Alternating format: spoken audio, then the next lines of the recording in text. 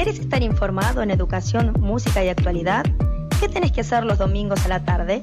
Escuchá, si quieres aprender, enseña. Todos los domingos de 16 a 17 por FM Wilde 88.7.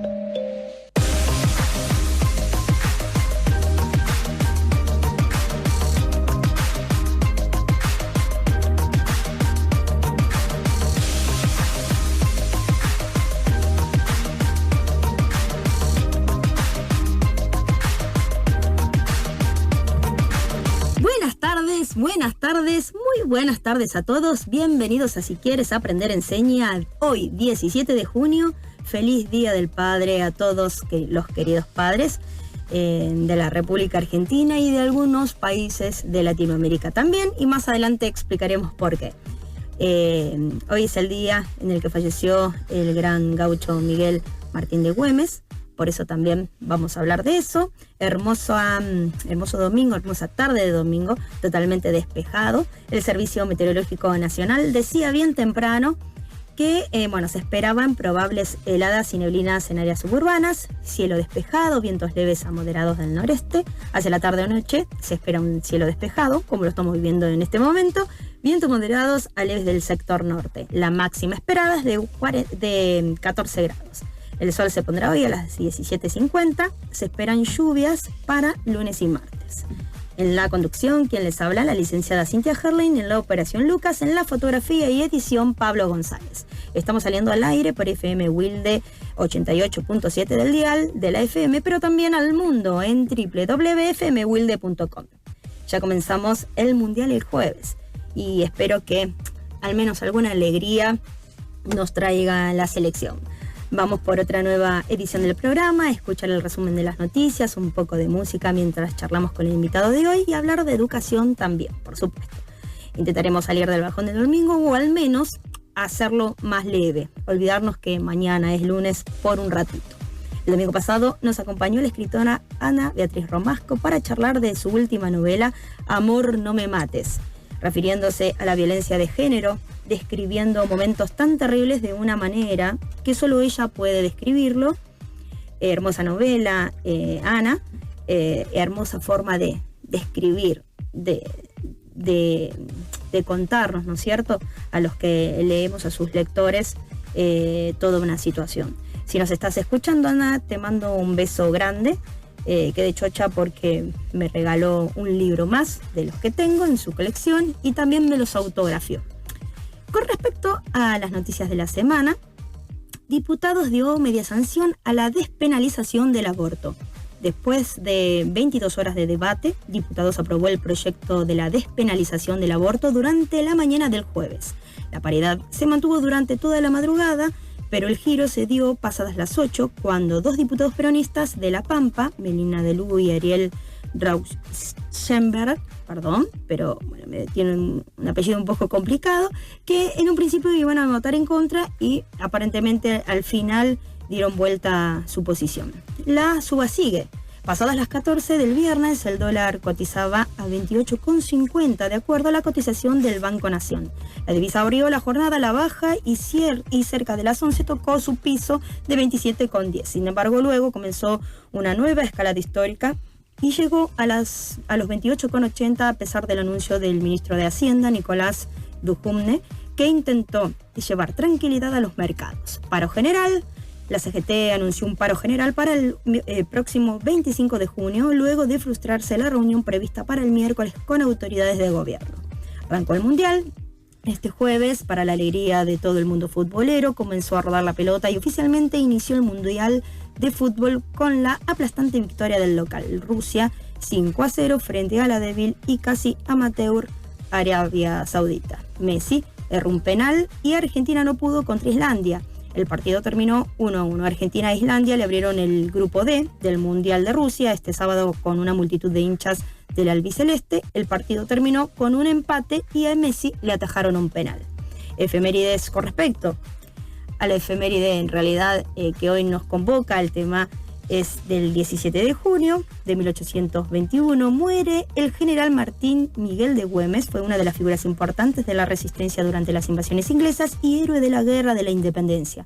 Su tenaz defensa de la frontera norte contra la invasión realista con su ejército de gauchos permitió al general San Martín encarar y completar sus campañas de Chile y Perú, sin lo cual, además, se hubiese podido completar el proceso de emancipación sudamericano. Fue el primer general argentino que muere en acción de guerra luchando contra un invasor externo. Este feriado que se festeja desde hace muy poquito, me parece muy justo que se lo recuerde de esta forma. Y con esto me da pie a presentar a mi invitado de hoy, Carlos España, profesor de historia. Bienvenido, Carlos. Bueno, gracias, Cintia, te agradezco nuevamente por la invitación y por darme la posibilidad de estar acá y de que podamos seguir hablando de historia, ¿no? Es así, Sobre todo en estas fechas tan importantes, porque en realidad, hoy es no solamente la muerte, recordamos a la muerte de Güemes, sino también mitad de semana tenemos la muerte del general Manuel Belgrano. Así es, y como te decía, en tu segunda visita,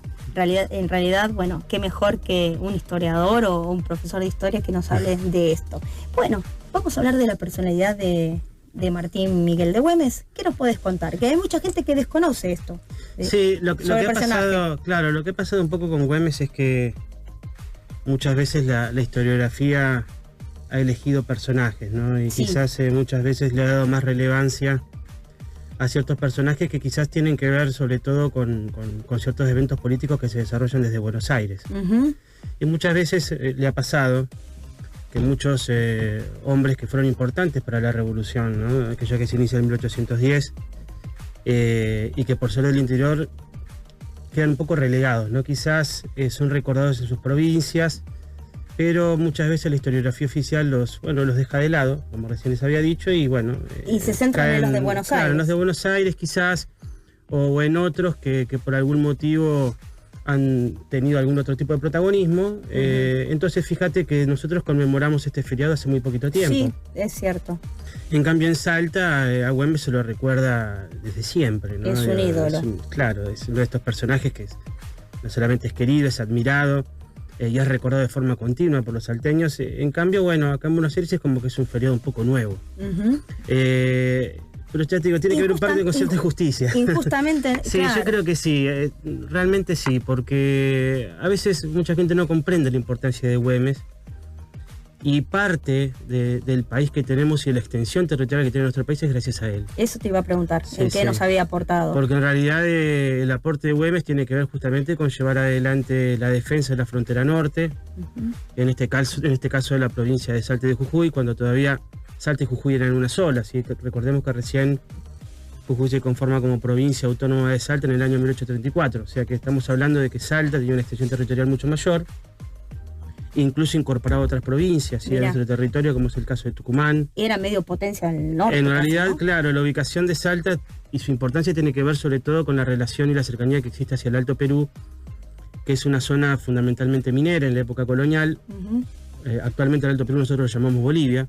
Sí. Y tiene una importancia económica enorme para la época, y existe una necesidad imperiosa por parte de los revolucionarios que habían iniciado justamente su tarea en el año 1810 de tratar de sostener esa región, ¿sí? Fundamentalmente por temas económicos, pero también porque era parte integral del Río de la Plata, del virreinato del Río de la Plata en su momento, ¿sí? Ese virreinato que se había fundado en 1776 y que había un poco ocupaba una extensión territorial enorme, ¿sí? Porque recordemos que no solamente incluye el Alto Perú, sino también la gobernación del Paraguay y la banda oriental, que es lo que nosotros hoy conocemos como Uruguay. Claro. ¿No? Y Güemes, en el norte justamente llevó adelante toda su actividad. Decía que había colaborado con San Martín. ¿En qué? En realidad, él pasa lo siguiente con Güemes. Güemes desarrolla su actividad militar fundamentalmente en Salta. Si él en realidad es militar desde muy joven. Y también participa en las invasiones. Sí, él viene de una familia muy añeja de Salta, una familia tradicional. Si bien tiene actuación en las invasiones inglesas, justamente está este episodio que él tiene cuando ocupa justamente este buque Justin, sí, por medio de una carga de caballería, algo bastante extraño, después de que el barco queda varado. A pesar de eso, después él regresa a Salta y en 1810 no duda mucho en sumarse a este proceso revolucionario que se inicia. Y él tiene contacto con muchas de las personas que son enviadas desde Buenos Aires para ocupar el cargo justamente de jefe del Ejército del Norte. Porque los próceres estos que eran generales estudiaban afuera, ¿no es cierto? Muchos de ellos Europa, sí, algunos de ellos sí. En el caso de Güemes es un militar formado aquí. Uh-huh. Él pertenecía al regimiento fijo de Buenos Aires. Hay un destacamento que estaba en Salta, donde él era el jefe. Uh-huh. Y de alguna manera ese escuadrón se pliega justamente a la Revolución de Mayo, ¿sí? Él en realidad sirve bajo las órdenes de distintos militares, no solamente bajo las órdenes de Belgrano, a pesar de que con Belgrano tiene una relación bastante díscola. Tenían, bueno, sobre algunas cuestiones, caracteres fuertes. Sí, tenían algunas ideas opuestas y aparte, bueno, algunas cuestiones que hacen a la disciplina y otras cuestiones que la verdad que Güemes un poco rebelde, sí, quizás le costaba un poco seguir ciertas órdenes, sino también sirvió bajo las órdenes de Pueyrredón, de Juan Martín de Pueyrredón, otro héroe de las invasiones inglesas. También ha servido bajo las órdenes de Castelli en su momento. Por supuesto que va a servir por estar en el norte también bajo las órdenes de San Martín, cuando San Martín sea también jefe del Ejército del Norte durante un tiempo muy breve. Y era como una barrera importante, ¿no es cierto?, para los que venían invadiendo desde el norte. Sí, en realidad... Una resistencia fuerte. En realidad, claro, hay que entender que en un principio los españoles que estaban en el Virreinato del Alto Perú invaden, justamente, el Virreinato del Perú sí, invaden la zona del Alto Perú, y va a ser un poco Güemes el que termine llevando adelante esta resistencia. Claro. A pesar de que Güemes no participa, no él personalmente, en las batallas de Tucumán y de Salta, uh-huh. Sí, muchos de sus hombres participan y termina llevando adelante lo que se conoció como la Guerra Gaucha, ¿no? Justamente esta Guerra Gaucha que es tan importante, inmortalizada primero en la obra de Lugones y después en la película hasta el año 41, que actúa también Enrique Muiño y otros más, sí. Que relata un poco justamente la epopeya de estos gauchos, ¿no? De sostener justamente la frontera en el norte. Y este tipo de guerra no convencional, ¿sí? Porque también hay que entender que Güemes desarrolla una especie de guerra contra un ejército justamente que está encuadrado bajo la doctrina militar de Europa en ese momento. Y con otro poderío, otra mentalidad. Sí, y él repliega sobre ello, es un tipo de combate completamente irregular, ¿sí? Güemes le plantea justamente a los españoles un tipo de lucha al cual los españoles no están habituados, ¿no? Es una especie de guerra de guerrilla, sí, con una especie de estrategia, ¿no? Gracias a que Güemes es un gran conocedor de la zona. Claro. Eso es algo que también lo enfrenta mucho a Buenos Aires. Él se queja continuamente de que los generales enviados de Buenos Aires no tienen ningún conocimiento del norte y muchas veces actúan con un total desconocimiento del terreno, incluso de las costumbres de los habitantes. Mira. Hay que tener en cuenta que también la zona de Salta y del Alto Perú es una zona muy conservadora, un poco cerrada en sus costumbres, ¿sí? Y lo cierto es que son un poco reacias a las personas que vienen de afuera, ¿sí? Claro, personas foráneas. Uh-huh. Así que de alguna manera Güemes es un hombre que entiende estos códigos, esta dinámica cultural, conoce el terreno y es fruto de su éxito, ¿sí? Que va a tener justamente en llevar adelante su lucha. Claro. Más allá, insisto, de las diferencias que él tiene con muchos oficiales porteños, la verdad que cumple bien. Sí, es una personalidad impresionante. Sí, ¿no? Sí, el nombre de una... Sí, muy ingenioso también, ¿sí? Porque también es cierto que hay ciertas cuestiones que hacen a toda una red de espionaje que él creó con mucho apoyo de su hermana, de Macacha Güemes, ¿no? De Mariana Magdalena Güemes. Sí, es uno de los personajes que también surgen después. Claro, ¿no porque es en realidad Macacha es, como te decía recién, es la hermana que también se suma rápidamente a la Revolución de Mayo. Él, a pesar de eso, tiene un hermano que es cabildante en el Cabildo de Salta, que también adhiere de manera muy pronta a la Revolución. Pero es Macacha un poco la que, junto con otras mujeres, crean esta especie de lo que se conocía como las bomberas de Güemes, ¿no? Que eran este grupo de mujeres que ayudaban continuamente, creando toda una especie de red de espionaje que ayudaba justamente a Güemes no solamente a conseguir información, sino también a filtrar información que por algún motivo distorsionaba y quería que los españoles sepan para poder un poco, ¿no? Espías, ¿no? Sí, Las mujeres. Es muy ingenioso. Entre ellas estaba Juana Zurduy, ¿no? Sí. Bueno, su hermana, Juana Moros, había unas cuantas más, que eran mujeres de la clase alta salteña, la mayoría de los casos, y bueno, la verdad que colaboraron muchísimo y ayudaron mucho a sostener la guerra. Claro.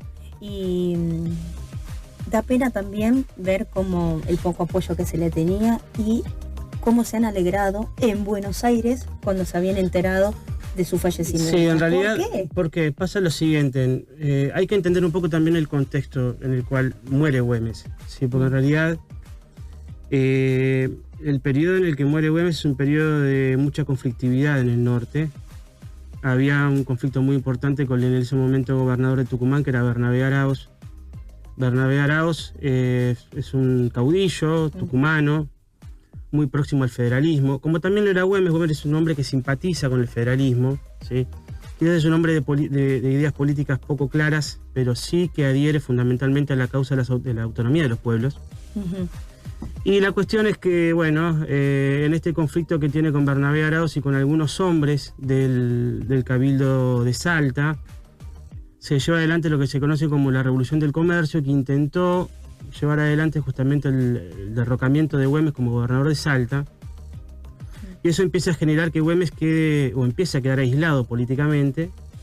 Y existieron varios intentos de derrocamiento. Güemes queda un poco marginado en un ataque que sufre, que herido. Él, bueno, nadie lo ayuda, por supuesto. Que los del norte, Salta tenía como una personalidad que se diferenciaba del resto para la época en la que él estaba, ¿verdad? Sí, Salta era una provincia muy rica en ese momento, sobre todo por su proximidad al Alto Perú y por lo que implicaba el lazo comercial con el Alto Perú, ¿no? Claro.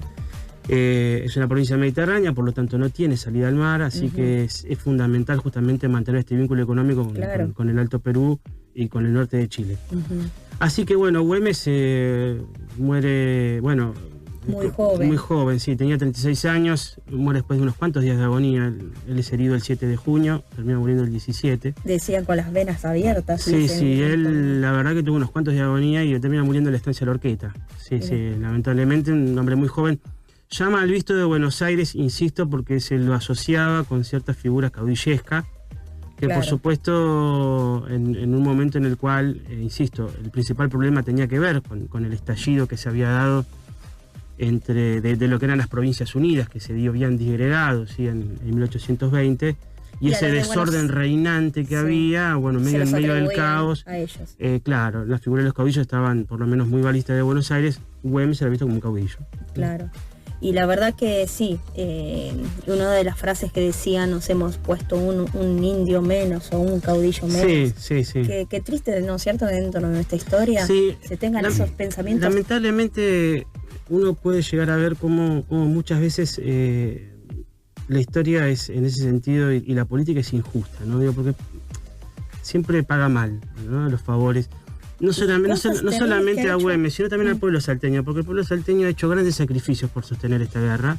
Y participó de manera activa en la revolución. En soledad plena, porque la verdad que Güemes nunca le ha pedido dinero. Si uno ve las cartas de Güemes, entre Güemes y Sarmiento, cuando Sarmiento era jefe del ejército del norte, Güemes le pide solamente pólvora y fusiles, no le pide plata.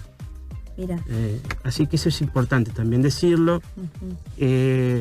porque atrás de él había un montón de hombres, miles de hombres que dieron su vida justamente porque hoy estemos acá en parte, ese prócer y Belgrano, decís, si ojalá tuvieran los políticos hoy en día esa mentalidad de no riqueza, de dar todo por la patria. Son tan distintos y vos decís, ¿no es cierto? Belgrano es un caso igual distinto. Belgrano es un hombre que tiene... Igual ahora vamos a ir a hablar de Belgrano. Veo que todavía veo distinto en términos de que Güemes es un hombre de acción y en cambio Belgrano es un mix, ¿no? Es un hombre Belgrano tiene todo. Belgrano es un hombre que reniega un poco de que le hayan asignado justamente esta función militar. Él quizás tenía otras intenciones para su persona. Sí, Buenas tardes a todos, yo soy Pablo, para el que no me conoce. Sí, por lo que tengo entendido, Belgrano justamente no quería ser militar. Él para nada, no. Lo que quería era la palabra y todo ese tipo de cosas. Justamente. Y Güemes era justamente lo contrario. Claro. Era más acción, menos palabra. Pero bueno, junto a sus infernales, así llamaba exactamente, a sus gauchos, que por lo que tengo entendido, o por lo que he leído,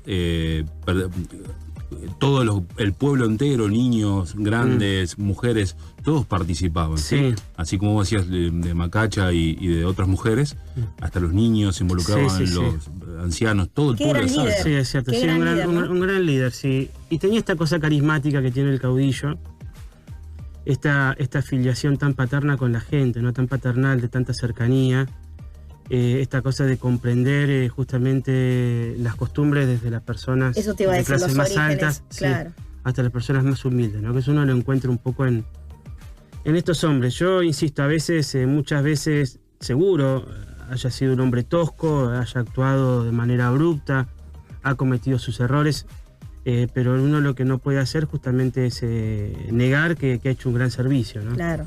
Y después, bueno, él ha tenido, Güemes por lo menos ha tenido una gran rivalidad con las familias tradicionales de Salta. Hay que entender que en ese momento en el cual estaba llevándose adelante este proceso, no todos adherían a lo que tiene que ver justamente con la causa emancipadora.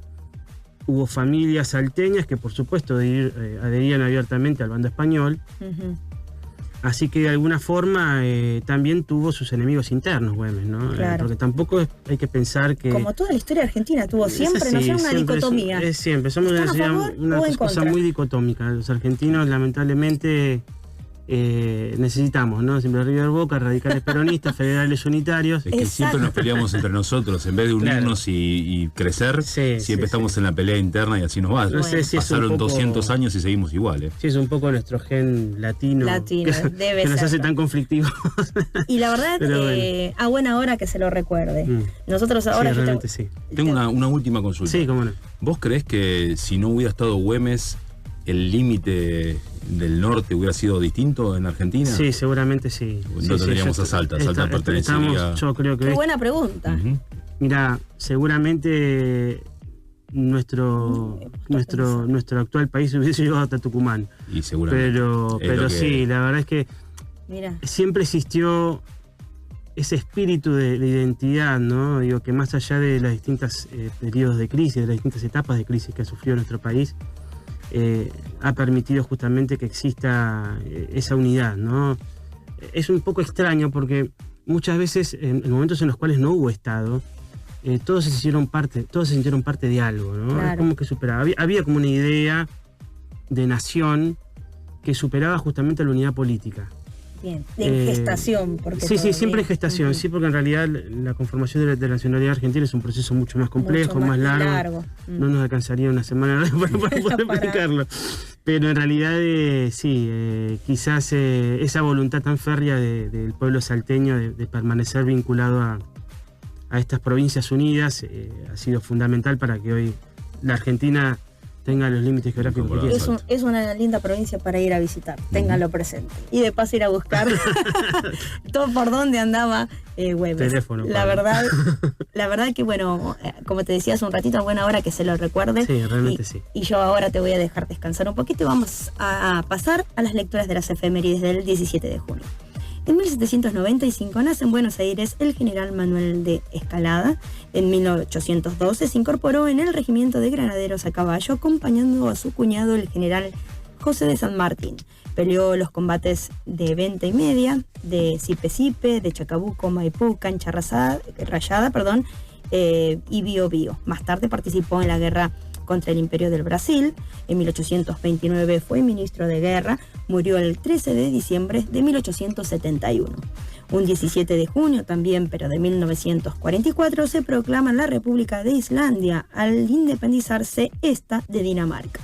En 1976 muere asesinado el escritor, periodista y poeta Francisco Paco Urondo. Fue colaborador de La Opinión, Crisis, Noticias y Eco Contemporáneo y autor también de historia antigua, breves, lugares del otro lado, nombres, poemas póstumos. También escribió el ensayo La Patria Fusilada, con entrevistas a los sobrevivientes de la masacre de Trelew. Militó en las FARC y en Montoneros, fue director general de Cultura de la provincia de Santa Fe, director del Departamento de Letras de la Facultad de Filosofía y Letras de la Universidad de Buenos Aires. Fue asesinado tras haber sido detenido por la policía en la provincia de Mendoza. Había nacido en Santa Fe el 10 de enero de 1930. Hoy es el Día de la Libertad Latinoamericana en conmemoración del fallecimiento del general Miguel Martín de Güemes. También es el Día Mundial de la Lucha contra la desertificación y la sequía.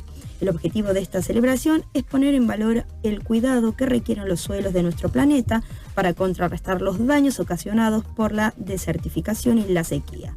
Hoy, tercer domingo de junio, se celebra el Día del Padre en Argentina. El primer Día del Padre se había organizado el 24 de agosto de 1958 en honor al general José de San Martín, considerado el padre de la patria, pero en los años 60 la festividad se cambió al tercer domingo de junio en consolidación con la celebración en Estados Unidos. Bueno, me reservo la opinión de ese cambio. ¿Por qué? Si nosotros tenemos un gran padre, el padre de la patria. Con respecto a las efemérides musicales, George Allan Odow nace en Wexford, Reino Unido, un 17 de junio de 1961. Es un cantante, músico, diseñador de moda y DJ británico que alcanzó un alto nivel de fama con su grupo Culture Club en los años 1980. Siempre ligado al mundo nocturno y amante de la música, se caracterizó por representar un aspecto andrónico, el cual confundió a muchos de sus espectadores la primera vez que lo vieron, ya que no sabían si estaba frente a un hombre o una mujer. Hoy escucharemos Do You Really Want to Hurt Me? Vamos, Lucas. Do you really want to hurt me?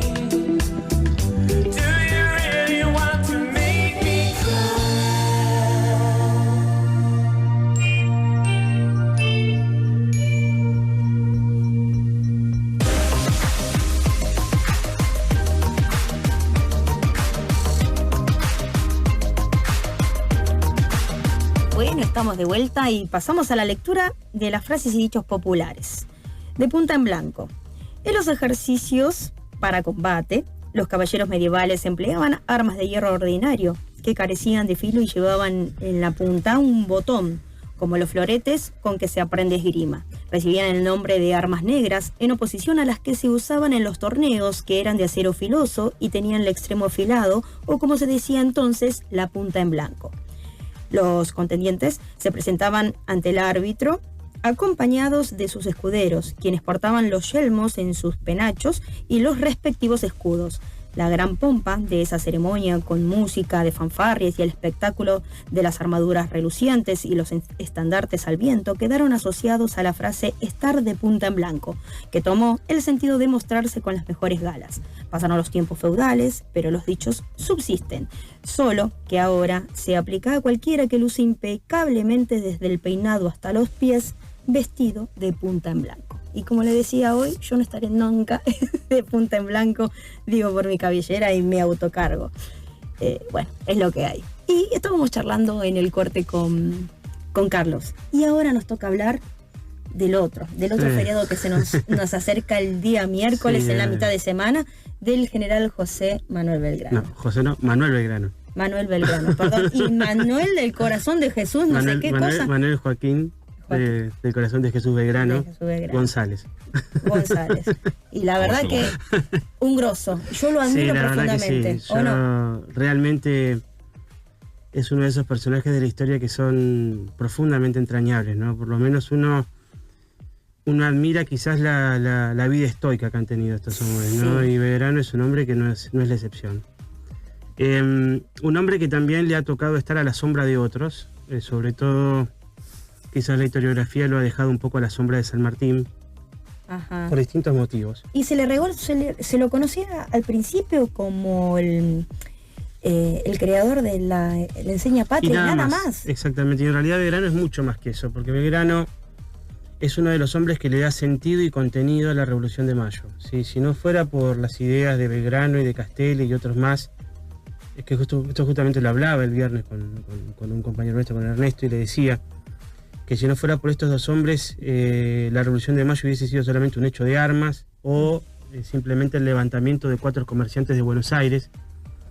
Pero son las ideas de Belgrano y de Castelli las que hicieron un poco de la Revolución de Mayo que esto tenga un sentido para toda la masa, ¿no? Digo, de porteños, no solamente para un sector pequeño de la sociedad porteña, y con el tiempo que también fuera justamente la causa de toda una futura nación, ¿no? Así es. Así que Belgrano tiene mucho que ver con eso. Es el gran hombre de la Revolución de Mayo, junto con Juan José Castelli, que era su primo. Y eso se debe a que justamente fue uno de los hombres más lúcidos que tuvo justamente esta revolución, uno de los hombres más formados, un hombre de una inteligencia brillante, y que lamentablemente el hecho de haber ocupado, que le hayan dado un lugar que él quizás nunca quiso, del cual él haya renegado, pero porque aceptó. molestaba, ¿no es cierto? Sí, en realidad hacete cargo del ejército del norte. Sí, en realidad la experiencia militar de Belgrano es una experiencia militar bastante pobre. Belgrano en realidad, durante su juventud... ¿Dónde había nacido? Perdón, para arrancar. No, Belgrano es porteño. Sí, es porteño. Es hijo de un comerciante genovés, que es Domingo Belgrano Peri. Sí. Castellanizado es Domingo Belgrano Pérez. Y lo cierto, y su madre, que era María Josefa González, es una mujer porteña, pero con familia originaria de la provincia de Santiago del Estero. Buenos Aires es una ciudad portuaria, se produce este mix, podríamos decir, este encuentro entre mundos distintos. Sí. Y él es hijo de un genovés, que eso es todo un dato. Sí, porque el hecho de que Belgrano sea hijo justamente de un inmigrante italiano, un poco ayuda a su formación, ¿no? A su formación, sí, justamente al no nacer una familia tradicional española, tiene una mirada un poco distinta, ¿no? El hecho de que su padre haya sido uno de los comerciantes más ricos de Buenos Aires, junto con los de Sica, los Santa Coloma, los Salsa y otros más. Y ellos venían de una familia muy bien posicionada. Inmensamente rica, más de lo que uno puede llegar a pensar. Mira. Le dio la posibilidad de poder estudiar, sumado a por supuesto, su inteligencia, ¿no? Una inteligencia natural. Los idiomas que estudió. Sí. Sí, bueno, justamente él traducía muchas obras del francés al castellano, que son muchas de sus obras predilectas, ¿no? Digo, obras que él justamente traduce al querer fomentar ciertos conocimientos que acá en el Río de la Plata no eran valorados, ¿no? Sarmiento ha sido un hombre que junto con su padre pensaron justamente no el Río de la Plata en términos netamente vinculados a la actividad primaria, sino también al día de mañana que pueda ser una zona industriosa, ¿no? Como le gustaba decir a ellos. Y que creciera justamente nuestro territorio, no en función de este modelo ganadero que se estaba desarrollando por medio del saladero y la exportación de cuero, tasajo y cebo, sino incluso también estos hombres fueron promotores de la agricultura, ¿sí? Eso es algo importantísimo. Cuando comenzó, cuando fueron los primeros años del Virreinato del Río de la Plata, en realidad Belgrano nace siendo esto una gobernación, nace en 1770, el Virreinato del Río de la Plata es 1776. Justamente unos años después, cuando él ya era un adolescente y un hombre joven, con el padre intentaron promover justamente la agricultura. Ellos estaban muy esperanzados en que acá en Buenos Aires se pueda desarrollar algún tipo de industria textil, por eso promovieron sobre todo la producción de lino, de cáñamo, incluso llegaron a proponer el desarrollo del arroz en la zona del litoral, ¿sí? Por supuesto que ante esto tuvo negativas continuas Belgrano por parte del gobierno español, así que esto nunca se pudo realizar, pero son propuestas que él realizó estando en el consulado, porque él fue parte del consulado de Buenos Aires, fue secretario perpetuo. Porque él había estudiado, se había recibido. Él era abogado, sí, en realidad él estudia con 14 años, ingresa al Colegio San Carlos en el año 1784. Valladolid, sí, ahí egresa como abogado. Él en realidad sus estudios los empieza aquí en el San Carlos, estudiando teología, filosofía, gramática. Teología también. Sí, porque por supuesto Belgrano es un católico devoto. Mira. Devoto absoluto. Él, si querés después lo vemos, pero parte de su pensamiento sí está atravesado fundamentalmente por las ideas religiosas y sobre todo por la Iglesia Católica. Y más si su formación había sido en Europa, donde tal vez... Sí, él en realidad, insisto, se forma acá en el Colegio de San Carlos, después con 16 años se va a Salamanca, donde empieza sus estudios, termina siendo egresado de la Universidad de Valladolid en Derecho, donde es bachiller en Derecho, y después retorna a Buenos Aires para hacerse cargo del consulado, ¿sí? Y estando en Europa, fíjate vos la genialidad de este hombre, que había logrado que el Papa le autorizara la lectura de los libros prohibidos por la Iglesia, libros que por supuesto estaban relacionados a los pensadores franceses de la Ilustración, ¿sí? Entonces se pone en contacto con Rousseau, con Montesquieu y con todos estos hombres, y Y la verdad queda fascinado. Qué bárbaro. Sí, con esta idea de libertad, fraternidad e La igualdad. amplitud ¿no? de su mente.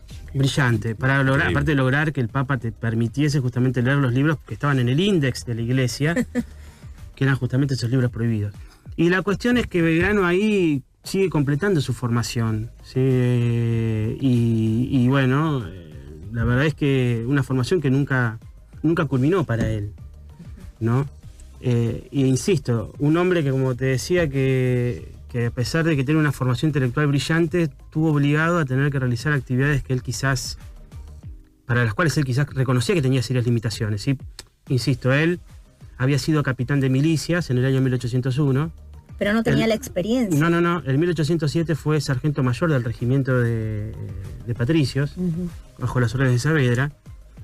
Y en 1810 le encomiendan en septiembre justamente este ejército auxiliar al Paraguay, que va a tener, por supuesto, una suerte desastrosa. ¿Sí? Por supuesto, Belgrano es un hombre que no es muy ducho para estas cuestiones.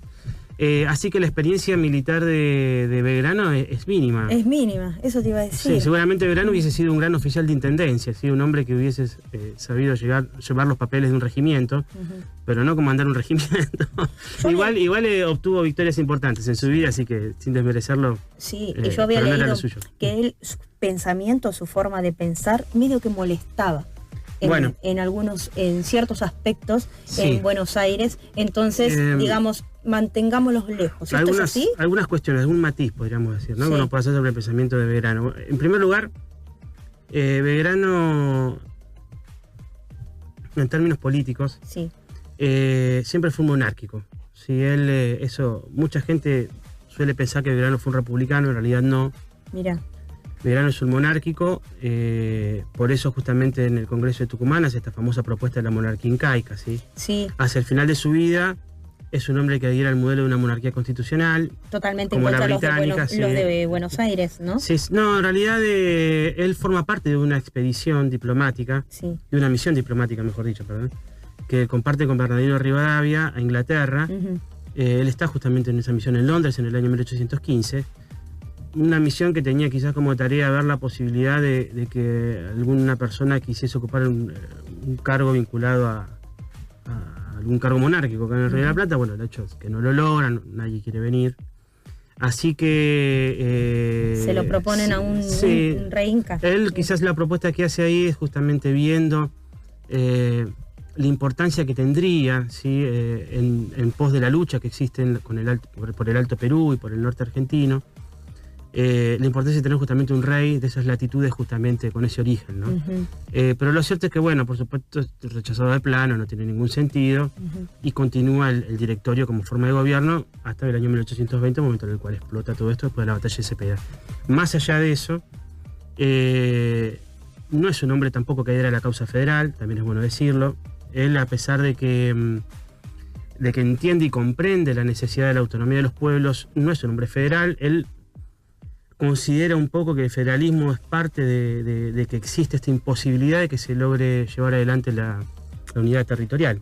Claro. Este reclamo tan fuerte de algunas regiones por autonomía en realidad terminó siendo una dificultad, sobre todo en manos de algunos caudillos, que él por supuesto no los combate. También hay una cuestión de no alentar cierto espíritu fratricida, ¿no? Podríamos decir. Entonces Belgrano un poco se aleja de esa lucha intestina que se estaba desarrollando en Argentina, en el Río de la Plata, y prefiere muchas veces un poco mirarlo de lejos, ¿no? No se suma a eso. Por eso no lo vamos a ver él muy prendido, podríamos decir, en esas cuestiones. Llega en un momento en el que hace el paso del mando más adelante, ¿no es cierto? Cuando él estuvo enfrente De San Martín. Sí. Sí, en la puesta de Yatasto, sí, en enero de 1814. Él no se sentía, o sea, ya estaba cansado y le pasa el mando a San Martín porque por problemas de salud. Mira, hay varios motivos por los cuales él tiene que cederle el mando a San Martín. En el Ejército del Norte. Ahí está, Sí, fundamentalmente hay uno, que es una cuestión netamente militar, y es que Belgrano, a pesar de que tiene 2 grandes victorias en Tucumán y en Salta, tiene 2 grandes derrotas en Vilcapugio y Ayohuma, octubre y noviembre de 1813. Y Belgrano perdió en esas 2 batallas que fueron desastrosas.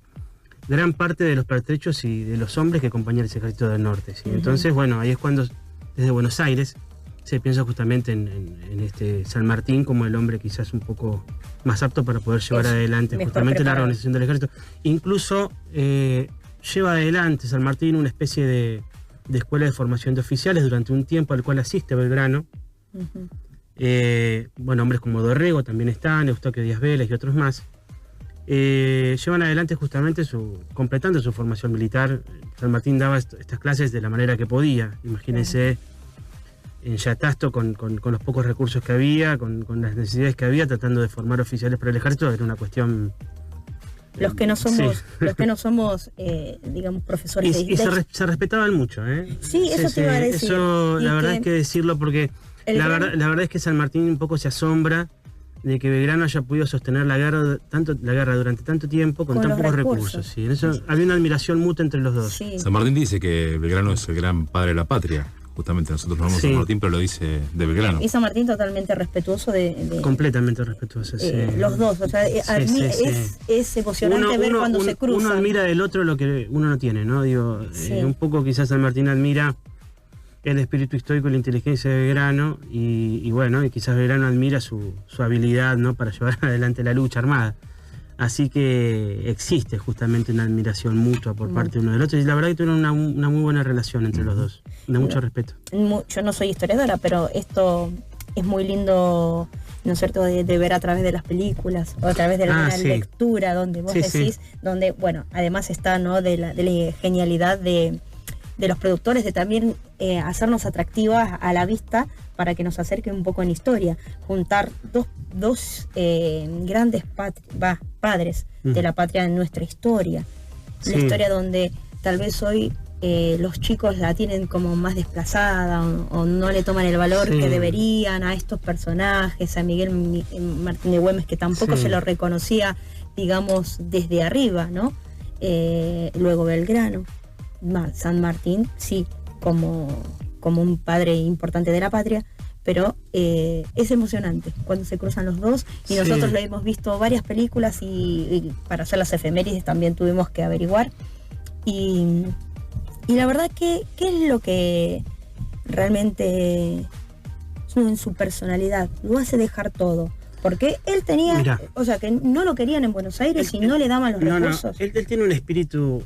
Esto lo leía justamente en este libro de Alperín que se llama El Enigma de Belgrano, ¿no? Sí. Él dice que uno de los grandes enigmas de la historia en relación a Belgrano es justamente de dónde saca ese espíritu estoico, ¿no? Esta cuestión del abandono y de dejar todo por una causa. Y en realidad es un gran enigma de por qué él tiene esa vocación. Es evidente que es fruto quizás de sentir ese compromiso tan grande no solamente con su patria, sino también con las personas que tienen al lado. Dejar toda su fortuna. El hombre que ha dilapidado su fortuna. Incluso, fíjate que después de que obtiene esta victoria tan importante en la batalla de Salta, el dinero que le dan como premio, que son 40.000 pesos fuertes, los destina a la construcción de 4 escuelas. Y él establece, él es el primero, nunca se construyeron. Él es el primero que establece el reglamento de funcionamiento de escuelas. Cierto. Que si uno lee el reglamento desde la elección del docente hasta el castigo a los alumnos, uno se asombra de cómo él va pensando afinando estos mecanismos y va a servir como modelo un poco este reglamento para el desarrollo de nuestro futuro sistema educativo. ¿Qué orden tenía tal vez en la claridad de pensamientos? Y que también ha participado en algunos artículos de la Constitución, había leído. Claro, las bases de la Constitución. Sí, en realidad vos sabés que él jura la Constitución de 1819, que fue nuestra primera Constitución. Comparte muchas cuestiones en términos de lo que de esta Constitución que se había desarrollado. Tengamos en cuenta que esta Constitución tendría que haber surgido en el Congreso de Tucumán, va a tardar mucho, formar una Constitución toma su tiempo. Él igualmente adhiere prontamente al modelo constitucional del 19, que es un modelo un poco más centralista, unitario. Pero sí, él tiene mucho que ver, los aportes que realiza y justamente una de las cosas que quizás en las cuales aporta más Belgrano, como estaba hablando de educación, se me mezcló. Tiene que ver justamente en términos de llevar adelante un sistema educativo. ¿Sí? Como recién te decía, el aporte que él ha hecho en torno a eso es fundamental, porque él es un hombre que cree que la educación es el mecanismo por el cual se saca adelante un país. Cualquier pueblo. La formación. Sí, exactamente. Si uno no forma ciudadanos, es muy difícil. Y habrás tenido que ver un poco con su historia, sí, haber no estudiado solamente tanto, ¿no? Si no, uno tiene un país lleno de habitantes, ¿no? Y un país lleno de habitantes no es lo mismo que tener un país con ciudadanos. Vos podés vivir en un país, pero un ciudadano es aquel que conoce sus derechos y sabe las obligaciones que tiene con el Estado. Y eso Belgrano lo tiene claro. Y sabe que en un país en donde usted tiene la mayor parte de su población analfabeta, es muy difícil que esa persona el día de mañana sea un ciudadano. Claro, por eso Sarmiento también tenía, y vos lo apoyabas. Fundamentalmente, sí, Sarmiento, bueno, esto también lo decía Alberti también, o sea que son nombres que también ven en la educación un motor, sí. También lo vio Roca cuando hizo la ley 1420, un poco más adelante, pero bueno, son hombres que ven la necesidad de formar al habitante y transformarlo en otra cosa, ¿no? Y ya hablaba de industrializarnos, ¿no? De no seguir siendo el granero del mundo. Sí, él es un hombre que promueve, él es un fisiócrata, fundamentalmente. Él, justamente uno de los libros que traduce es un libro de François Quesnay, que habla justamente sobre el desarrollo de la agricultura. Lo traduce del francés al castellano, libro que después llegan algunos volúmenes acá al Río de la Plata. Y es un hombre que desde que se funda el telégrafo mercantil en 1801 promueve justamente el desarrollo agrícola. Él después tiene un periódico con Hipólito Vieites, otro de los grandes hombres de la Revolución de Mayo, donde también escribe varios artículos siempre en favor de la agricultura y del libre comercio, ¿sí? Porque también es cierto que él cree que uno de los grandes males que tiene el Río de la Plata es justamente el monopolio español, ¿sí? Él considera que lleva al habitante, al porteño, a una situación de clandestinidad tal, claro, ¿sí?, que lo obliga a ser un contrabandista. Entonces, el hecho de plantear la necesidad del libre comercio, claro, en medio justamente del virreinato que impone justamente el sistema monopólico con mucha fuerza, también le genera ciertas enemistades. Siendo él incluso secretario del consulado. Sus pensamientos molestaban bastante. Claro, sí. Era políticamente poco correcto. La verdad que buenísimo. Y antes de terminar, nosotros vamos a dejar sonando, creo que antes de la despedida, paso ahora a la última efeméride musical de hoy. The Reflex fue lanzada como tercer sencillo del tercer disco de la banda británica Duran Duran. Fue también el primer tema en alcanzar el top de Billboard el 17 de junio de 1984, puesto donde permaneció durante dos semanas consecutivas. Por eso la vamos a escuchar. Lucas.